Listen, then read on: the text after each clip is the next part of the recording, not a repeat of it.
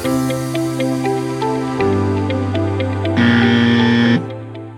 so a lot of patients with back pain have this habit of cracking their back to relieve the spasm or the pain in the back, and the stiffness which is there in the back. But this kind of stretch is not recommended, because sometimes if you end up stretching the back in this position, and it can actually cause pressure on your nerves, which could actually worsen your current situation.